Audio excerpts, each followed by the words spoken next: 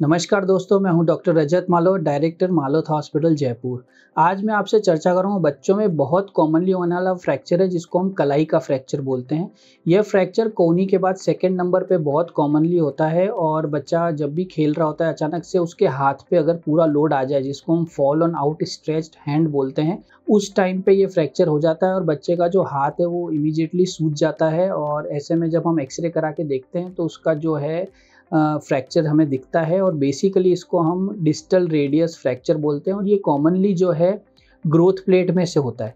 तो ये जो है एपिफाइजियल इंजरी है और ये कॉमनली जो है ये जहाँ से हड्डी बढ़ती है वहाँ से इसकी हड्डी सरक जाती है और इसके बाद ये फ्रैक्चर जो है काफ़ी ज़्यादा चिंता क्रिएट कर देता है पेरेंट्स में। तो सबसे पहले मैं आपको ये बताना चाहूँगा कि ये जो फ्रैक्चर है इसको बहुत जेंटल ट्रीटमेंट की ज़रूरत है। ये फ्रैक्चर उन फ्रैक्चर्स में से नहीं है जिसमें कोई मेजर प्लेट या फिर कोई मेजर ऑपरेशन किया जाए। दूसरी चीज़, इस फ्रैक्चर को आप जितना जल्दी सेट होएँ उतना जल्दी सेट करें, क्योंकि जो ग्रोथ प्लेट है वो जितना जल्दी अपनी जगह पे आएगी उतना जल्दी वापस से वो हाथ बढ़ना चालू होगा। तीसरा, यदि किसी कारणवश यदि आपका 7 से 10 दिन गुजर जाते हैं और आप इस हड्डी को सेट नहीं कर पाते हैं तो ऐसे केस में आप कोई इलाज न लें, क्योंकि अगर अब आप उसको छेड़ेंगे तो वो और ज़्यादा नुकसान क्रिएट करेगा। दोस्तों, ये तीनों चीज़ें बहुत बहुत इम्पॉर्टेंट है।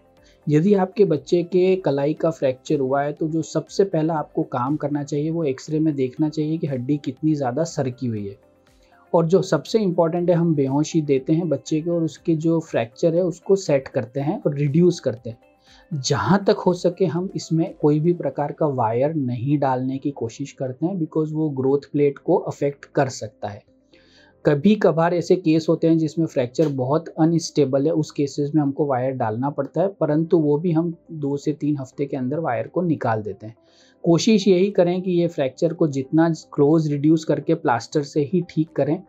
ये फ्रैक्चर बहुत जल्दी जुड़ता है, 2 से 3 हफ्ते में ये फ्रैक्चर अपनी जगह पे आ जाता है और बच्चे के मूवमेंट हम चालू कर सकते हैं। दूसरी चीज़, इस फ्रैक्चर में जो सबसे इम्पोर्टेंट आपको ये ध्यान रखना है कि आप इसमें देरी ना करें। 7 से 10 दिन ऐसा होता है जब ये जुड़ना चालू हो जाता है और उसके बाद इसको छेड़ने में और ज़्यादा रिस्क है।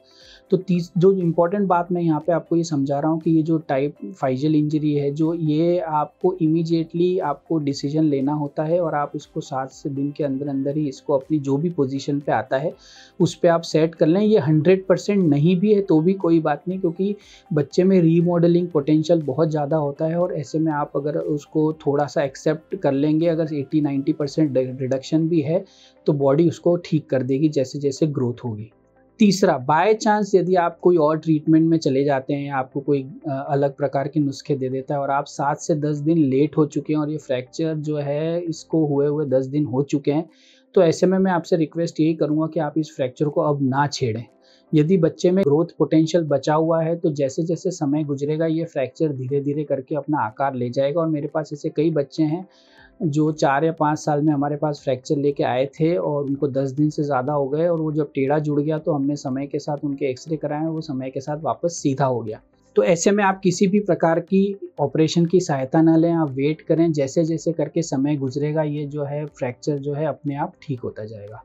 तो दोस्तों, कलाई का फ्रैक्चर बहुत ही कॉमनली होने वाला फ्रैक्चर है बच्चों में और ऐसे में हम ज़्यादातर जो ट्रीटमेंट सजेस्ट करते हैं वो यही होता है कि बेहोशी में फ्रैक्चर को रिड्यूस करके उसका प्लास्टर कर देते हैं और उसी से 90% ऑफ द टाइम बच्चे का जो हाथ है वो बिल्कुल जुड़ जाता है। ऑपरेशन करने का जनरली ज़रूरत नहीं पड़ता है और वायर भी हम तभी डालते हैं जब बच्चे का जो फ्रैक्चर है वो बहुत ज़्यादा सरका हुआ है या फिर अनस्टेबल फ्रैक्चर है।